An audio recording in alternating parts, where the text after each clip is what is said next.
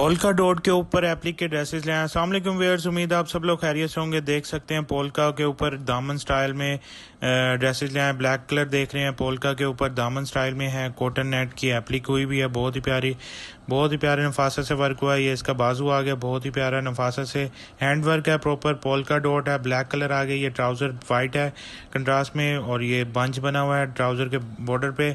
ये cotton net का दुपट्टा आ गया, एप्लिक का वर्क हुआ है।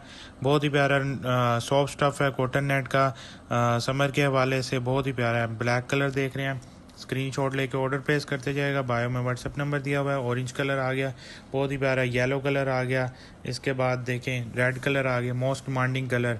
फिर आरशी कलर आ गया, आरशी कलर। एक और कलर आपको ओपन करके दिखाते हैं, आरशी कलर, बहुत ही प्यारा दामन स्टाइल में पोल्का डॉट के ऊपर। लेटेस्ट आर्टिकल है, रीज़नेबल प्राइस के साथ लेकर आए दामन स्टाइल।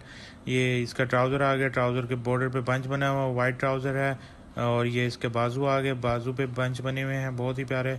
और कॉटन नेट का दुपट्टा है। स्क्रीनशॉट लेके ऑर्डर प्लेस करते जाएगा। बायो में व्हाट्सएप नंबर दिया हुआ है।